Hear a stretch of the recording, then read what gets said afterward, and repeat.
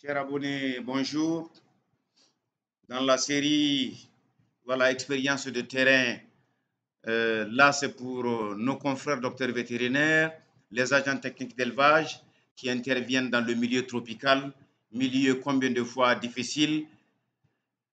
Et ici, il y a une suspicion, en tout cas, de présence de corps étrangers et sur beaucoup d'animaux. Nos services ont été sollicités, donc nous sommes venus faire d'abord l'examen clinique d'une dizaine de têtes, vérifier pour cela les muqueuses oculaires, l'appareil digestif, l'appareil respiratoire, l'appareil circulatoire, l'appareil locomoteur, l'appareil reproducteur, donc l'état général de l'animal, avant en tout cas de nous intéresser intrinsèquement à cette partie de l'appareil digestif qui accumule les corps étrangers s'il y en a. Donc, c'est un film qui vous retrace un peu, en tout cas, ce chemin.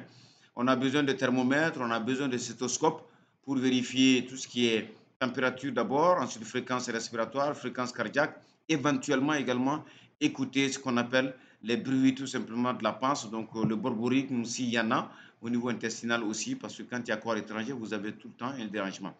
Donc, c'est vraiment la méthode que nous décrivions ici pour nos collègues. C'est un simple rappel, nos confrères, mais ça vous permet de travailler de façon organisée et de diagnostiquer d'autres choses pour lesquelles on ne vous a pas forcément appelé.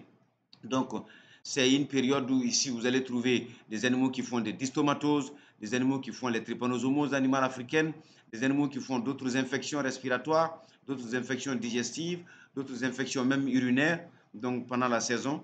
Ce qui fait que, voilà, nous faisons chaque fois que besoin est un examen complet donc sur l'animal avant, en tout cas, voilà, de tirer une conclusion sur deux ou trois hypothèses les plus plausibles. Donc là, en l'occurrence, voilà, l'état général de l'animal n'était pas satisfaisant du tout. Un taurion de 3 ans qui était maigre, vous voyez un peu les côtes ici. Et me voici en train de faire beaucoup de pression au niveau de la panse pour essayer tout simplement de faire bouger voilà, ce gros réservoir. Et si les corps étrangers se sont accumulés, ils feront une espèce de masse. Et puis par retour tout simplement de pression, vous allez sentir une masse qui bouge.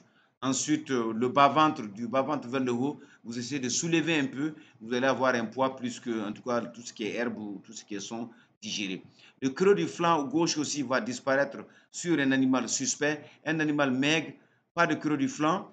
Vous avez un volume abdominal très développé, du borborygme quelquefois, donc avec le stéthoscope retourné dans l'autre sens, et finalement un animal qui est anémié, qui est tout simplement cachectique, parce que il n'arrive plus tout simplement à couvrir ses besoins d'entretien, a priori ses besoins de production. Donc, chers internautes, voici en gros un peu, en tout cas, ce petit film pour vous, pour aider nos collègues, nos confrères à faire le diagnostic. La seule solution serait de faire l'intervention chirurgicale, la gastrotomie, ouvrir et puis enlever les corps étrangers et puis suturer. Je vous remercie.